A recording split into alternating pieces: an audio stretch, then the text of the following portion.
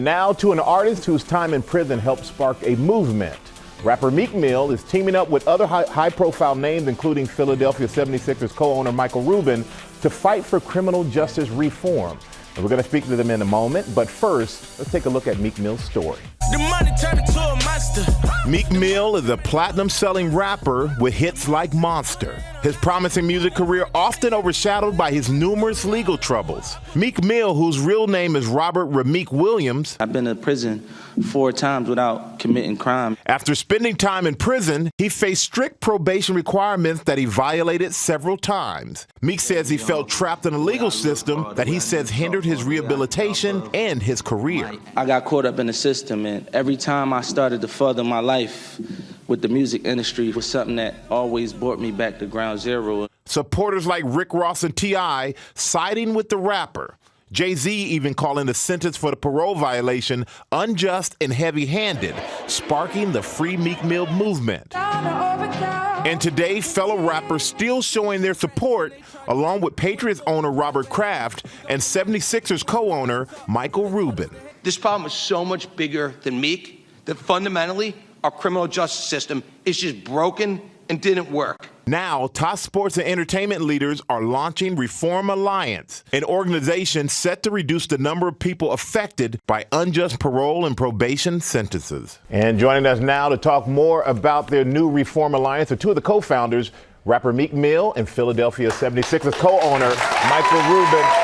Fellas, thank you for joining me. Really appreciate it. Thanks for having me. And Meek, a year ago this time, you were in prison. Yeah. And is that what inspired you to get involved with this criminal justice reform? This is my situation of being on probation for 11 years and going back to prison 3-4 times without committing crime in my 11 years. This last time, a lot of people stood up for me and came out and spoke out for me. So, you know, I thought when I got out of my situation, I used my platform to help some of them people like my situation who don't really have a voice that's caught up in those type of situations. Well, there were millions of people who spoke out. They created the hashtag Free Meek Mill, Justice for Meek. And why do you think your case started this national conversation?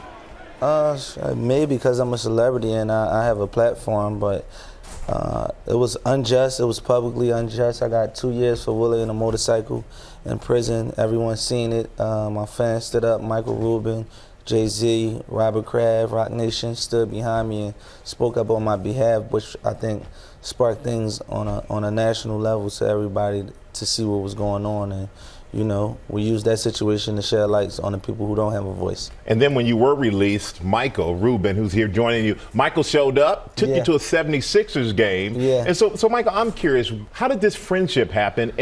And what made you get involved with Meek's cause? You know, we met 4 or 5 years ago at an NBA All-Star game and become really close friends before any of this happened. And Meek actually, the morning of the court hearing, said, hey, if you have time, you should come see this. And I said, you know what, I want to come. I'd heard about these crazy legal situations. And being in that courtroom that day, November 6, 2017, it was a life-changing moment for me because watching a probation officer talk glowingly about Meek and say how he's done so many great things and recommend no sentence, and then watching a district attorney recommend no sentence, and then the lawyer said, well, no one's ever been sentenced in that, in that situation. And a minute later, he gets sent to jail for 2 to 4 years. And he was one of my closest friends. And so for me, and I think for Jay-Z, the same thing, neither one of us had a choice but to make a stand. I looked at him and I looked at his mom and said, neither one of us are going to stop until you're out of prison. And what changed for us is I initially thought this was just a crazy situation for him. And it was. What I didn't realize was how fundamentally broken the criminal justice system was. And we had one of the original police officers from 11 years ago came forward and said, oh, he didn't even do what he was originally charged of. So now this guy's wrongfully convicted 11 years ago and now been in prison 4 different times for never committing a new crime. And that's when we said, look, as soon as you get out, we need to go after fixing the entire problem. And so Meek got out April 24th, and every day since then we've been saying, how do we help the millions of other people who are unfairly caught up in the system? And by the way, doing this while keeping communities safe. But there are also going to be people going to look at it from the other side, Meek, and they're going to say, well, he did do something wrong. He did commit a crime. He should have served some time. So what do you have to say to those people? Just an initial arrest. Like Mike just said, you had cops come forward when I fell victim to my case. I'm from one of the lowest parts of America, the ghettos of America in North Philly, where people get accused of crimes on a daily basis. Most people take plea deals. People don't have money to even hire lawyers to fight their cases. So at the time, I didn't really have a voice. I just fell victim to what was placed in my lap. But later on in life, even with Mike, I used to always tell Mike for years, like, yo, you think I'm guilty of really doing that? Like, I really didn't do what I got locked up for, what I was found guilty of. And past that, it's been 11 years since I've been on probation. I never have been in a way of the law or charged with a crime in 11 years, and I've been sent back to prison 3-4 times without committing crime, even though I furthered my life. And he still has 5 years left on probation still today. He has to get permission from the court to be here today for something that happened 11 years ago that wasn't even right. Well, we're glad he got that permission. Well, hey there, GMA fans. Robin Roberts here. Thanks for checking out our YouTube channel. Lots of great stuff here. So go on, click the subscribe button right over here to get more of awesome videos and content from GMA every day, anytime. We thank you for watching, and we'll see you in the morning on GMA.